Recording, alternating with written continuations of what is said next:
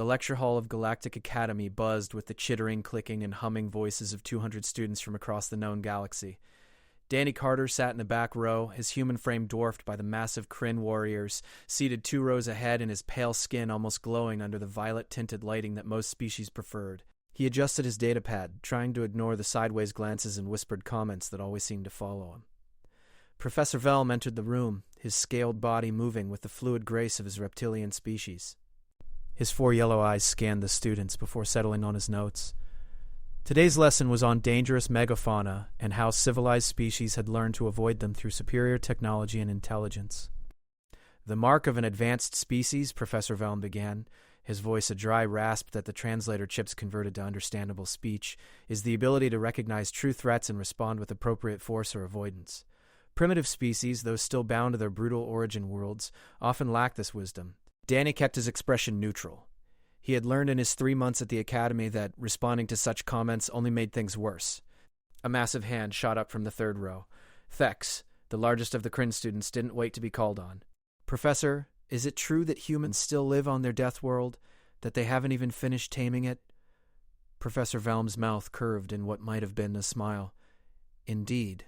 Earth remains largely wild. Humans share their world with thousands of predator species, toxic plants, and extreme weather phenomena. Most civilized species would consider it uninhabitable. Laughter rippled through the classroom. Danny felt heat rise in his cheeks, but kept his eyes on his datapad. And yet, a small voice chimed from the left side of the room. Human Danny Carter is here studying with us. The speaker was Pip, a crystalline being from a gas giant's moon. Pip was one of the few students who treated Danny with basic courtesy. Thex turned his armored head, his predatory eyes fixing on Danny. Studying, yes. But can he actually survive real danger? His species has no natural weapons, no armor, no venom. They are slow and weak. I could break him with one hand. That may be true, Professor Velm said, though his tone suggested he agreed with Thex's assessment. However, the Academy's purpose is education, not physical competition. Human Carter has as much right to learn as any species, regardless of his people's obvious limitations. Danny's jaw tightened. The professor's words were technically defending him, but the contempt in every syllable was clear. Professor Velm continued his lecture, displaying images of various dangerous creatures from across the galaxy. Each one was massive, terrifying, and according to the professor, best avoided entirely. When a hologram of a creature from Valoron Prime appeared, the entire class fell silent. The being in the image was enormous, easily the size of a small spacecraft. Its body was covered in scales that shimmered like metal, and its wings stretched wider than the Academy's main hall. 4 legs ending in talons the length of a person, a long serpentine neck, and a head filled with teeth that could crush starship hulls. This, Professor Velm said with unusual gravity, is what the locals call a sky terror.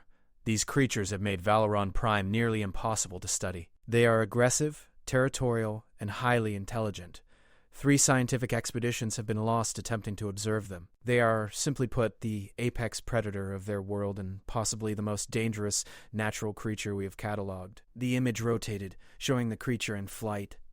Its wings beat with terrible power, and even through the hologram, the students could sense the raw danger it represented.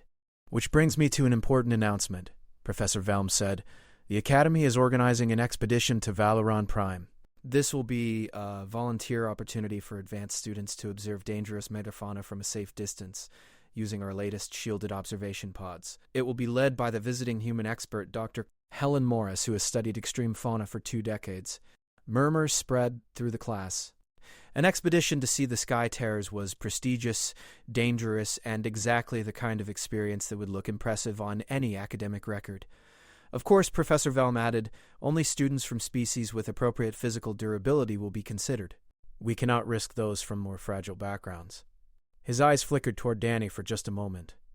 The class ended shortly after, and students filed out in groups, already discussing the expedition.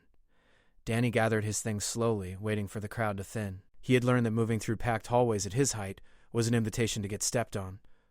Danny Carter. Professor Velm's voice stopped him at the door. Danny turned. Yes, Professor, I trust you understand why the expedition is not suitable for your participation. It is nothing personal, simply a matter of safety and practical limitations. Danny took a breath. With respect, Professor. Morris is human. If she can lead the expedition, surely I can participate as a student observer. Professor Velm's scales rippled in what Danny had learned was irritation. Dr. Morris is an exceptional individual who has taken extraordinary precautions to survive in her field. She is not representative of her species' general capabilities.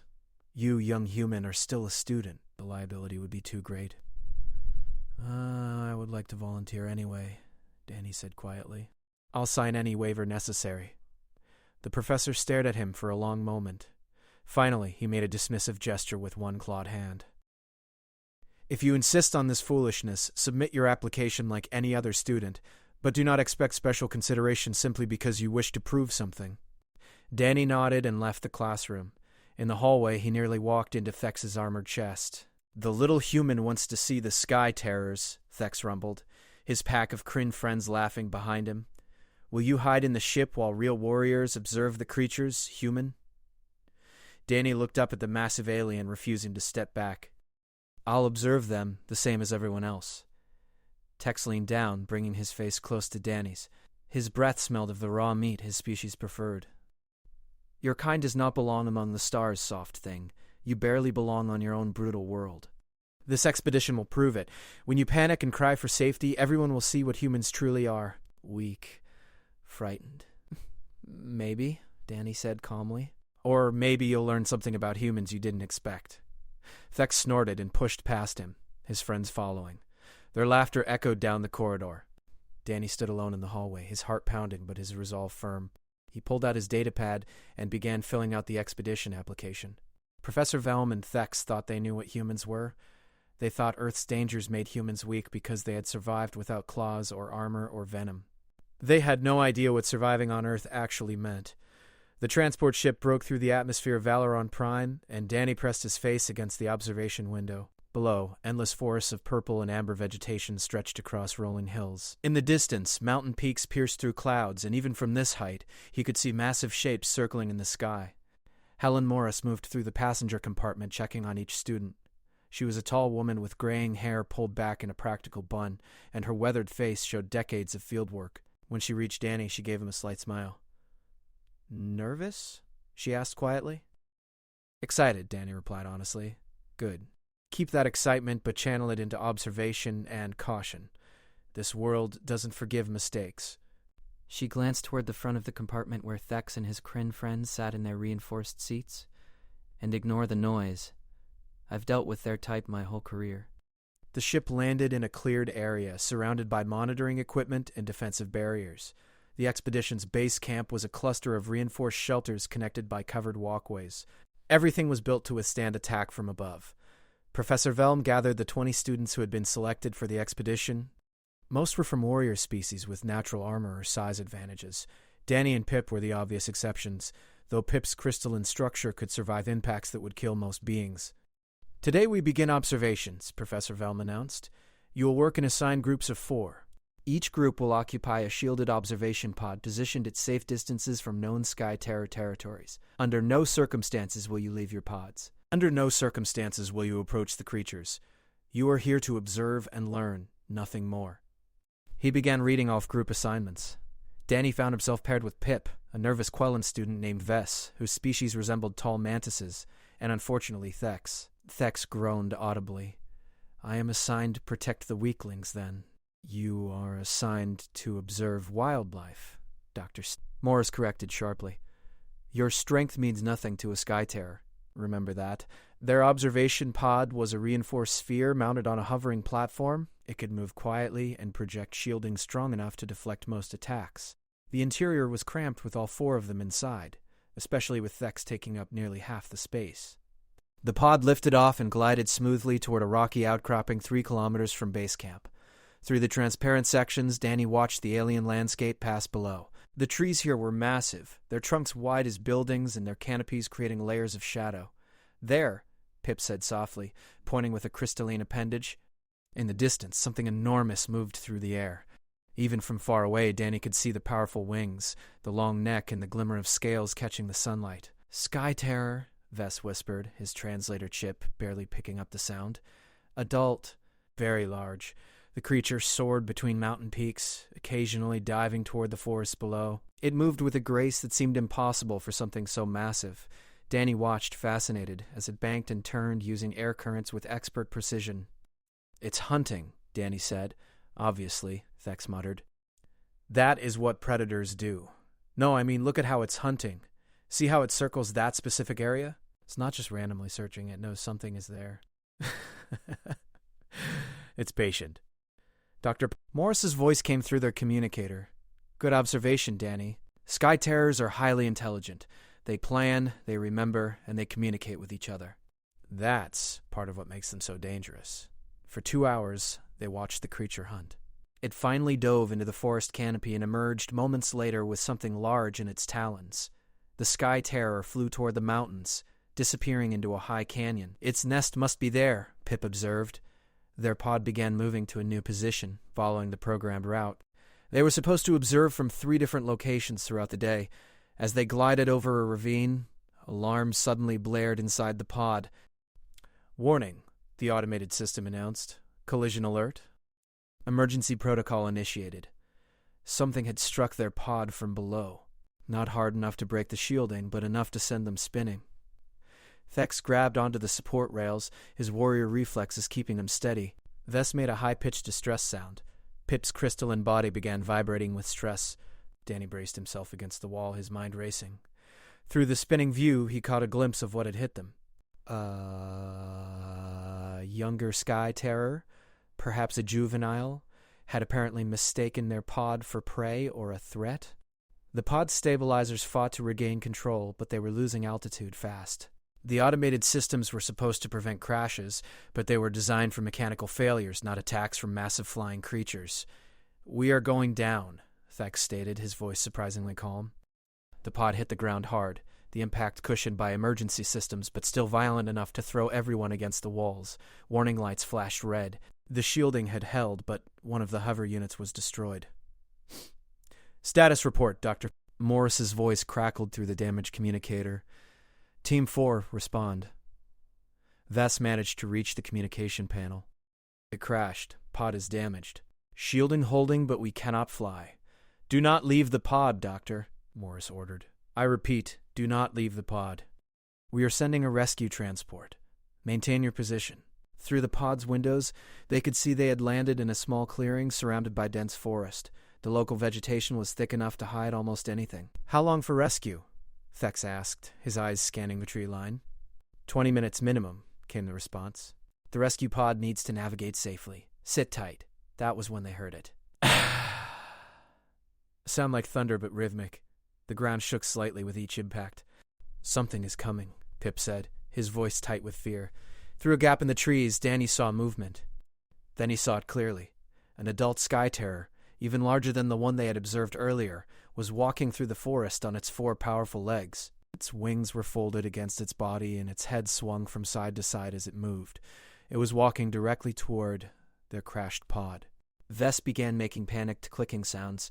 Even Thex seemed frozen, his warrior confidence suddenly absent in the face of a creature that could tear through their pod's damaged shielding with minimal effort. The Sky Terror stopped about 30 meters away. Its massive head turned, and Danny found himself looking directly into eyes the size of dinner plates. They were golden, slitted like a reptile's, and completely focused on the pod. "Nobody move," Thex whispered. "Nobody make a sound." But Danny was not looking at the creature with fear. He was studying it, his mind working through observations, comparing what he saw to things he had learned back on Earth.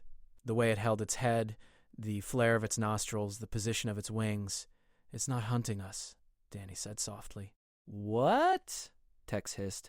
"Look at its body language. If it wanted to attack, it would have already. It's curious, maybe defensive, but not aggressive." The Sky Terror took another step closer. Its golden eyes never left the pod. And then Danny noticed something else. Behind the creature, partially hidden in the shadows of the trees, was a nest. Not in the mountains where they had seen the other one fly. Here, on the ground, carefully concealed. "Oh no," Danny breathed. "What?" Pip asked. "We crashed near its nest. We're not prey, we're a threat. To its young." The Sky Terror lowered its massive head, and a deep rumbling sound came from its chest. The entire pod vibrated with the frequency. Vess's clicking became more frantic, and even Thex had backed against the far wall, his natural armor suddenly seeming very thin. "Rescue is 18 minutes away," Dr. Morris's voice came through the communicator, tense with worry. "I can see the creature on our monitors. Do not provoke it. Do not make sudden movements."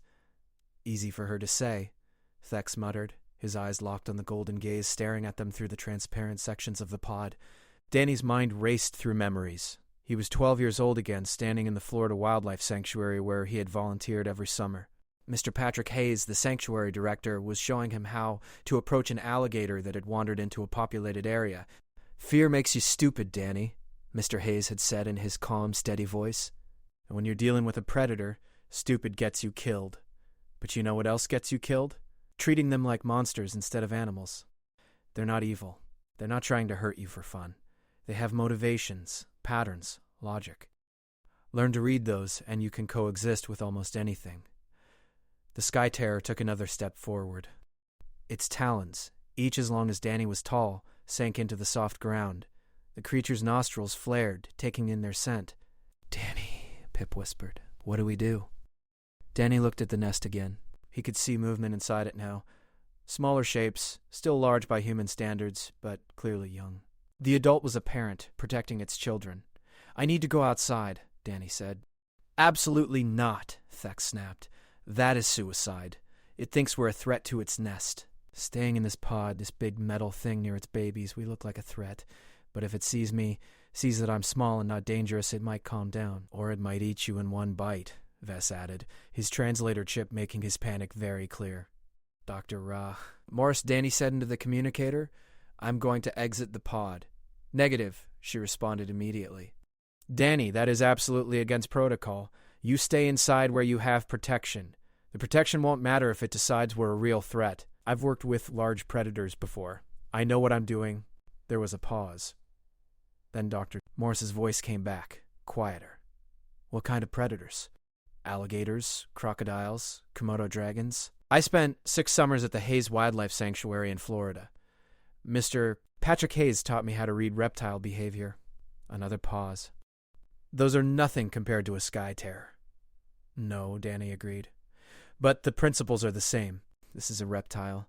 A very big, very smart reptile, but still a reptile. And right now, it's a parent protecting its young. I understand that." "I cannot authorize this," Dr. Morris said, but her tone had shifted slightly. "Then I'm not asking for authorization. I'm telling you what I'm going to do." Danny moved toward the pod's door. Thex grabbed his shoulder with one massive hand. "Human, this is insane. Your species has no natural defenses. You will die." Danny looked up at the Kryn warrior. "Maybe. But if I do nothing, that creature might decide we're too much of a threat and attack anyway. Then we all die. At least this way, I'm giving us a chance." He pulled free from Thex's grip and activated the door. The hatch hissed open, and the air of Valoram Prime rushed in. It was warmer than Danny expected, and it carried strange scents, something like cinnamon mixed with ozone. "Danny, wait!" Pip called out. "How do we help?" "Stay quiet." "Stay still. Let me handle this." Danny stepped out of the pod and immediately felt how small he was. The Sky Terror's head was 20 meters away, but it seemed close enough to touch. Every scale on its body was the size of Danny's hand, shimmering with colors that shifted between deep blue and emerald green. The creature's eyes locked onto him, and that rumbling sound came again, deeper this time. Danny's heart hammered in his chest, but he forced his breathing to slow. He thought of Mr. Hayes' lessons. He thought of the first time he had approached a 12-foot alligator that had been trapped in a drainage canal. Not a monster, Danny whispered to himself. Just a parent. He took a slow step forward, then stopped. He kept his hands visible and open, his posture non-threatening. He did not make direct eye contact, which many predators saw as a challenge. Instead, he looked at the creature's chest, watching the rise and fall of its breathing. The Sky Terror's head tilted slightly. Its nostrils flared again. Danny took another step, moving at an angle that would take him away from the nest rather than toward it. He was showing the creature he was not interested in its young. "Easy," Danny said softly, his voice barely above a whisper. "I'm not here to hurt anyone. We didn't mean to land near your home." "Just an accident." The creature could not understand his words, but tone mattered. Every animal on Earth responded to tone. Danny kept his voice calm, steady, almost musical. Inside the pod, he could hear Vess making distressed sounds. Through his communicator, he heard Dr. Morris giving updates to the rescue team, telling them to approach slowly and quietly. Danny took another step. The Sky Terror shifted its weight, and for a moment Danny thought it might lunge. But instead, it settled down slightly, its body lowering closer to the ground. That was a good sign. An attacking predator stayed high, ready to strike. This one was becoming less tense. "That's right," Danny murmured. "I'm not a threat, just a strange little creature who doesn't belong here." He moved again, creating more distance between himself and the nest. The Sky Terror's eyes followed him, but it did not move. Danny noticed something then. Behind the adult, one of the young Sky Terrors had climbed to the edge of the nest. It was small, perhaps only the size of a large horse, and its scales had not yet developed their full color. It watched Danny with obvious curiosity. The adult noticed its young one watching and made a different sound. Not a rumble, but something almost like a chirp, though deeper. The young one chirped back. Danny smiled despite his fear. "You're talking to your baby. Telling it to be careful, probably." He crouched down slowly, making himself even smaller and less threatening. From this position, he was clearly no danger to anything. The adult Sky Terror watched this movement carefully. Then Danny did something that made everyone watching hold their breath. He placed his hand flat on the ground in front of him, palm down, in a gesture of peace and submission. "I respect your territory," Danny said quietly. "I respect your family. We'll leave as soon as we can." The Sky Terror stared at him for a long moment. Then, incredibly, it lowered its head and released a long breath through its nostrils. The sound was less aggressive, more like a sigh. It took a step backward, away from the pod. Then another. The young Sky Terror chirped again, and the adult responded. Slowly, the massive creature turned and walked back toward its nest, keeping one eye on Danny the entire time. Danny remained crouched, barely breathing, as the creature settled near its young. It was still watching, still alert, but no longer aggressive. "Danny," Dr. Morris's voice was shaking. "The rescue pod is landing 50 meters west of your position. Can you make it back to your pod?" "Yes," Danny whispered. "Moving now." He stood slowly and walked backward toward the damaged pod, never turning his back on the Sky Terror. The creature watched but did not move. When Danny reached the pod's door, Thex pulled him inside quickly. The hatch sealed shut. For a moment, nobody spoke. They all stared at Danny, who was trembling now that the adrenaline was fading. "How did you know?" Pip finally asked. "How did you know it would not kill you?" Danny took a shaky breath. "I didn't know. Not for certain. But I grew up on a world where everything wanted to kill us. We learned that the best way to survive wasn't to be stronger. It was to understand." The rescue pod carried them back to base camp in silence. Thex sat across from Danny, his predatory eyes studying the human with an expression that might have been confusion or respect. Vess had finally stopped his panicked clicking, and Pip kept glancing at Danny as if seeing him for the first time. When they landed, Dr. Morris was waiting. She pulled Danny aside immediately, her face stern but her eyes warm. "That was the most reckless and the most brilliant thing I have seen in 30 years of field work," she said quietly. "Do not ever do it again without proper preparation.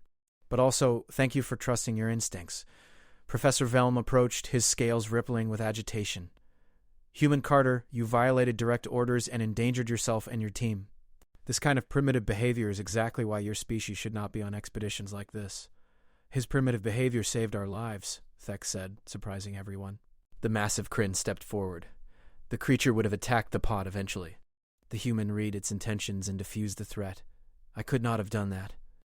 My instinct would have been to fight, and I would have died." Professor Velm's four eyes narrowed. "One lucky encounter does not prove anything." "Then let him prove it was not luck," Dr. Morris said firmly. "Let Danny present what he learned to the other students. If humans truly have unique insights into predator behavior, the Academy should benefit from that knowledge."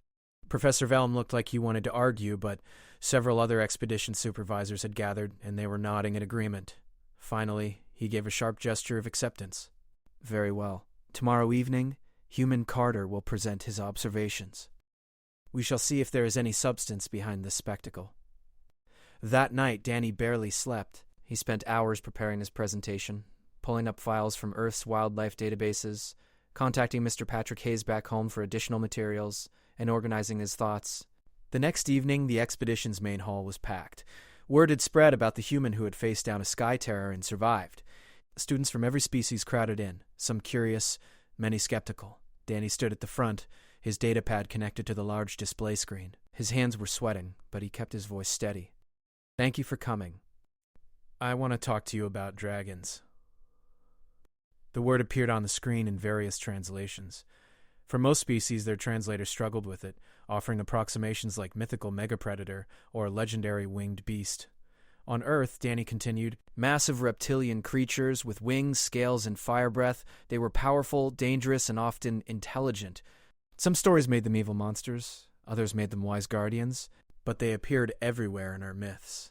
The screen showed images from Earth. Chinese dragons, European dragons, dragons from South American legends, African tales, and Middle Eastern stories. Despite vast differences in human cultures, the basic idea remained consistent. We imagined these creatures thousands of years before we had science or space travel. And now, here on Valoran Prime, we have found something very close to what we imagined. We call them sky terrors, but to human eyes, they are dragons. Thex raised a clawed hand. What does this matter? Stories are not reality. You are right, Danny agreed, but stories come from somewhere. And I think human stories about dragons came from our experience with Earth's dangerous reptiles. The screen changed, showing footage from Earth. A massive saltwater crocodile lunged from water. A Komodo dragon took down prey twice its size. An anaconda coiled around a caiman. The alien students watched in shocked silence as the footage continued. Humans swimming near great white sharks. Humans tracking grizzly bears through forests. Humans relocating venomous snakes with their bare hands and simple tools. Earth is what the galaxy calls a Deathworld, Danny said. And you are right. It is dangerous. But here's what you do not understand. We did not survive Earth by being stronger than these creatures. We survived by learning to coexist with them. A new face appeared on the screen. Lieutenant Amy Foster, a ranger from Yellowstone National Park, had recorded a message for Danny to use. "Hello, Galactic Academy," Lieutenant Foster said, standing in front of a beautiful mountain landscape. "Danny asked me to share some information about how humans work with dangerous animals. Behind me is Yellowstone, one of Earth's protected wilderness areas. In this park alone, we have grizzly bears that can kill a human with one swipe, wolves that hunt in coordinated packs, bison that weigh a ton and can charge at 50 kilometers per hour, and countless other dangers." She walked as she talked, the camera following. "But we do not exterminate these animals. We study them. We learn their patterns, their behaviors, their needs. We teach humans how to respect their territory. And when conflicts happen, we have specialists who can safely relocate animals or calm dangerous situations." The video showed rangers working. One team was fitting a tranquilized bear with a tracking collar. Another was using poles and blankets to safely capture and relocate a rattlesnake from a hiking trail. A third showed a marine biologist free-diving with sharks, studying their behavior. "Humans learned something important," Lieutenant Foster concluded. "Being dangerous and being evil are not the same thing. A bear protecting its cubs is not evil. A shark hunting for food is not evil. They are animals following their nature. Once you understand their nature, you can predict their behavior. And once you can predict behavior, you can stay safe." The video ended and Danny looked at his audience. "That is what I did with the Sky Terror. I recognized protective parent behavior because I have seen it in crocodiles and alligators. I knew that making myself small and non-threatening would help because that works with Earth's large predators. I understood that respecting its territory was more important than showing strength." Professor Velm stood from his seat in the back. "This is all very interesting, but it does not change basic facts. Humans are physically weak. You have no claws, no armor, no venom, no natural weapons. You survived one encounter through luck and borrowed knowledge. This does not make your species special." Danny nodded slowly. "You are right that we are physically weak. But Professor, can I ask you a question? If physical strength is what matters most, why are you a teacher instead of a soldier? Why do you value knowledge at all?" The hall went quiet. Professor Velm's scales rippled. "Knowledge is strength," the professor said stiffly. "But it must be paired with physical capability to be truly useful." "I disagree," Danny said respectfully, "and I can prove it. But I need to tell you a story first. A true story about what happened 50 years ago when humans first left Earth and met their first real dragon." He touched his datapad and a new image appeared. A starship, human-made but old by current standards. The name on its hull read, Explorer. "This is the ship that made first contact with the Draviks," Danny said. The hall erupted in shocked murmurs. Every species knew about the Draviks. They were legends, nightmare stories, the most feared beings in known space. The Draviks are real, Danny continued, and humans met them half a century ago. But what happened in that meeting is classified information that very few people know. Dr. Morris helped me get permission to share this story with you today. Morris stood from her seat and nodded to confirm this. Danny took a deep breath. When humans met the Draviks, every other species in the galaxy expected us to be destroyed. The Draviks had destroyed or driven away every species that encountered them. They were dragons, real dragons, and we were weak, primitive humans from a backwater Deathworld. The screen showed historical footage now. A ship approaching a massive space station that looked like it was built from obsidian and fire. The captain of the Explorer was named Laura Bennett. She was a xenobiologist, not a soldier, and when she saw the Draviks for the first time, she did not see monsters. A new image appeared. The Draviks were indeed dragon-like, though they walked upright on two legs and their scales were deep red and black. Their wings were folded on their backs and their faces combined reptilian features with something almost humanoid. They were terrifying and magnificent. Captain Bennett saw beings who reminded her of Earth's legends, and instead of running or fighting, she did something nobody expected. She brought them gifts, shared stories about human dragons, and treated them with respect instead of fear. The hall remained silent as Danny continued. Every eye was fixed on the screen where historical footage played. Captain Laura Bennett, a woman with short brown hair and intelligent eyes, stood on the bridge of the Explorer, speaking calmly to her crew. "We have two choices," the recorded Captain Bennett said. "We can approach the Draviks, like everyone else has, with weapons ready and shields at maximum, expecting a fight. Or we can try something different. We can approach them as potential friends." The footage showed her crew's reactions.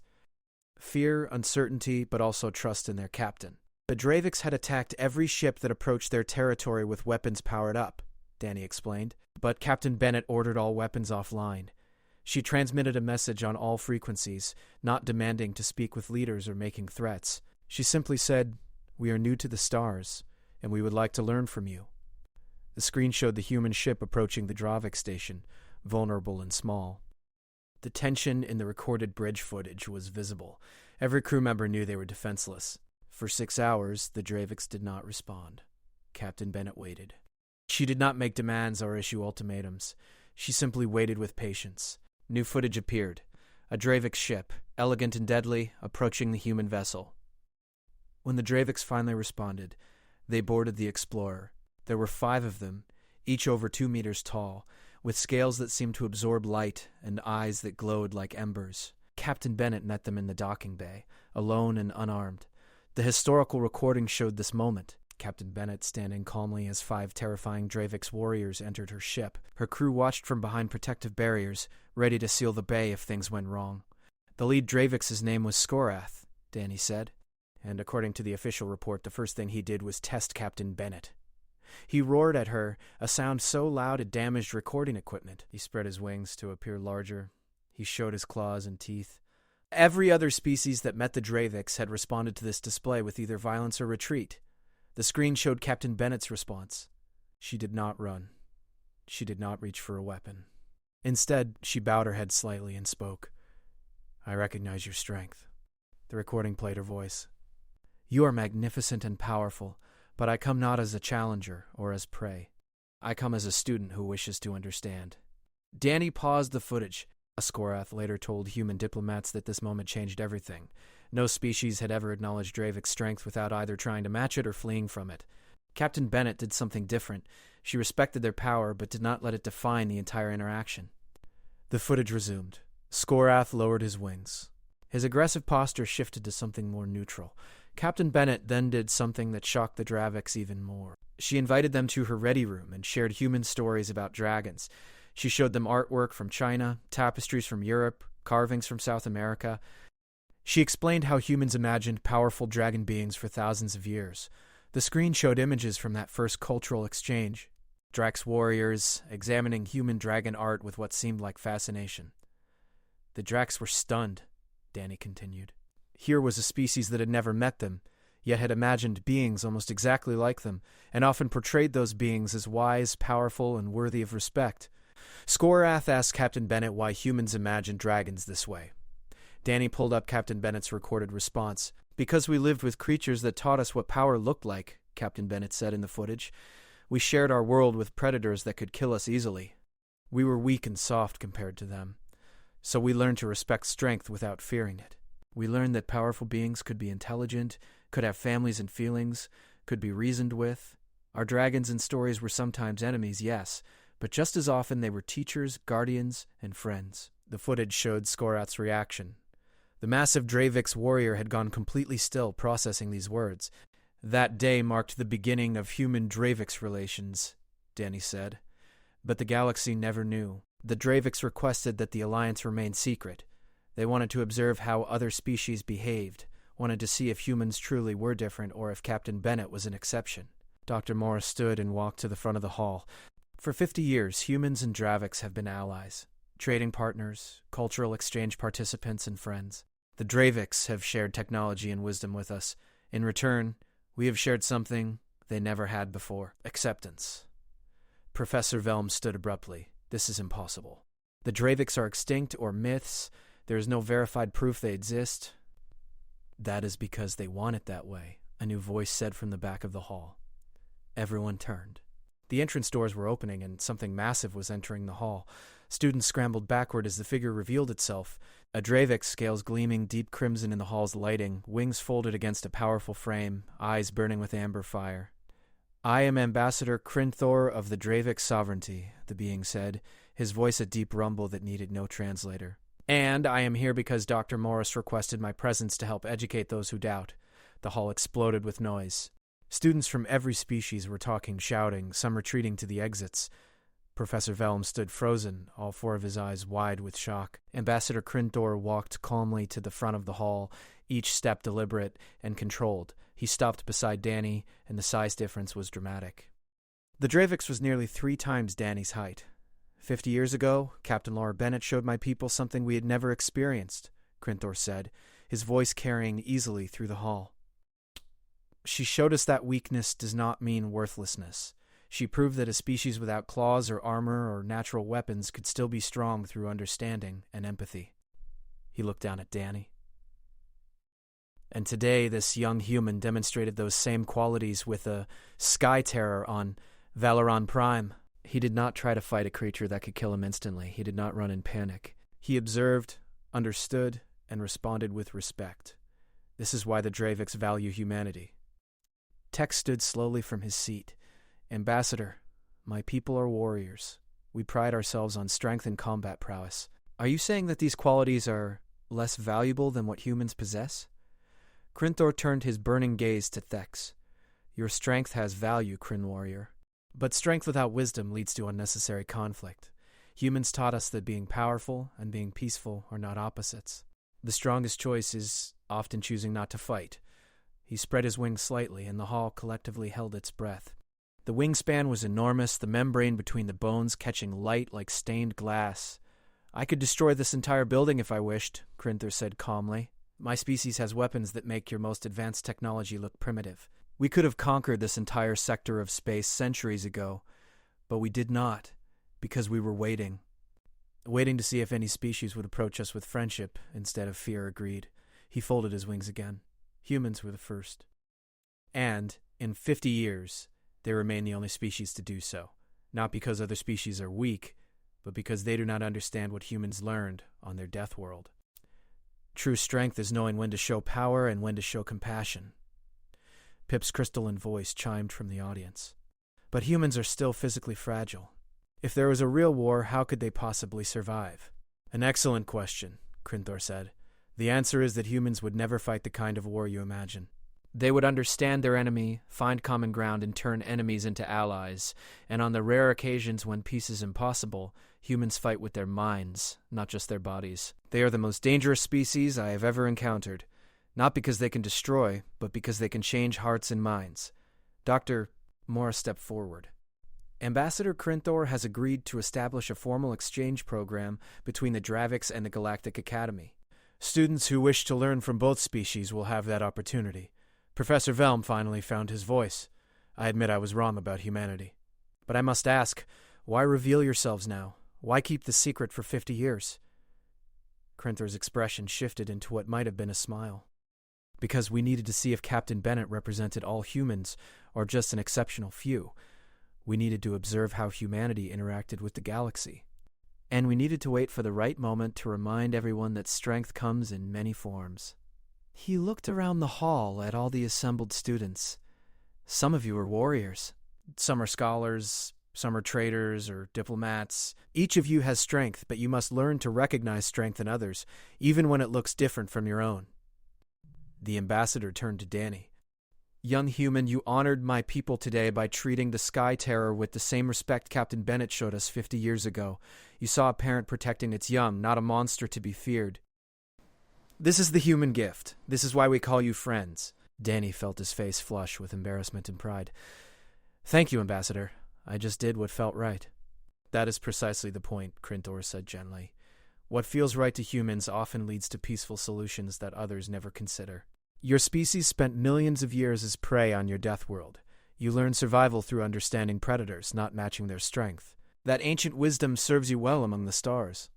As the evening ended and students filed out, many approached Danny with questions and new respect. Thex was among them. Human Danny, the Kryn warrior said formally, I misjudged you and your species. I would be honored to learn from you if you would teach me. I would like that, Thex, and maybe you can teach me about Kryn warrior philosophy. I think we can learn from each other. Outside the hall's windows, the stars of Valoran Prime's night sky glittered. Somewhere out there, the Sky Terror Danny had encountered was probably settling down with its young, unaware that the small, soft creature it had met had just changed how an entire galaxy viewed humanity. Morris found Danny before he left. You did well tonight. Captain Bennett would be proud. Is she still alive? Danny asked. She is. And I sent her a message about what you did today. She replied with 2 words. Of course.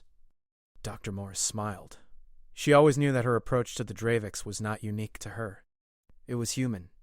All of you carry that same capacity for understanding. Danny looked up at the stars, thinking about dragons both mythical and real, about deathworlds that taught wisdom through danger, and about how the galaxy was slowly learning what humans had always known. Sometimes the strongest thing you can be is kind,